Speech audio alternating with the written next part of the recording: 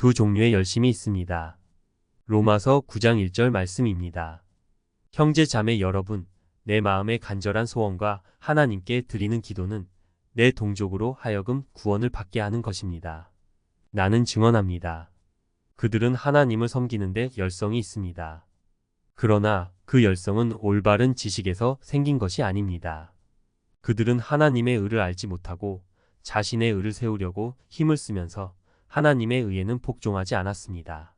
그러므로 그리스도께서는 모든 믿는 사람을 의롭게 해주시려고 율법의 끝마침이 되셨습니다.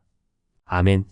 신앙생활을 하면서 열심은 있지만 나의 의를 세우게 된다면 바른 열심이 아닙니다.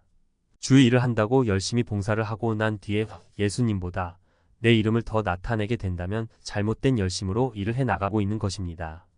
내가 하루하루 살아가는 것이 하나님께서 새 생명을 주셔서 하루하루 덤으로 살아가는 인생이라는 사실을 안다면 무슨 일을 하고 난 뒤에라도 내가 한 것이 아니라 하나님의 의로 하셨다고 고백할 수밖에 없습니다. 죽은 내가 어떻게 나의 의를 내세울 수 있느냐는 말씀임을 알게 됩니다. 나에게 다가오는 어려움이나 환난에 대해서는 하나님을 원망하며 하나님의 탓으로 돌리지만 잘 풀려나가는 일들은 내가 잘나서 내 힘과 나의 노력으로 해 나간 것이라고 생각하며 나를 은연중에 내세우려고 했던 일이 한두 번이 아니었음이 생각납니다. 하나님의 은혜가 있기에 건강하게 살아가고 있으며 하나님께서 거린이 되지 않도록 해주셨기에 가정을 이루며 살아가고 있으며 심지어 믿음 생활을 할 수 있도록 해주신 것도 모두 하나님의 의로서 이루어진 것이라는 사실을 알아야 합니다. 내가 건강을 잘 지켰기 때문이라고 말할 수 없으며 내가 열심히 일을 했기 때문에 잘 살아가고 있다고 말할 수 없는 것입니다. 바리새인들은 신앙의 열심은 있었지만 모두 자신들을 나타내려는 열심이었습니다.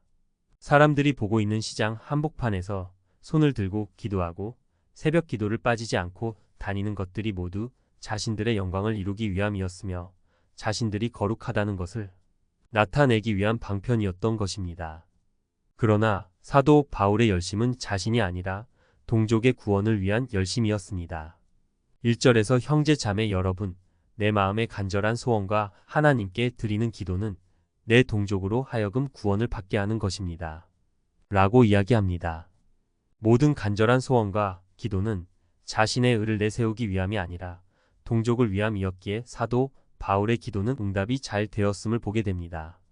신앙생활을 하면서 자신의 의를 내세우려고 하고 있는지 하나님의 의를 내세우려고 하고 있는지 알아보려고 한다면 구제를 해보면 알 수 있습니다. 구제를 하는 것을 오른손이 하는 것을 왼손이 모르도록 한다면, 즉 아무도 모르게 구제를 받는 사람도 모르게 하면서 오직 예수님이 해주셨다는 것을 알도록 하는 사람이라면 자신의 의를 나타내는 사람이 아니라 하나님의 의를 나타내려고 하는 사람입니다.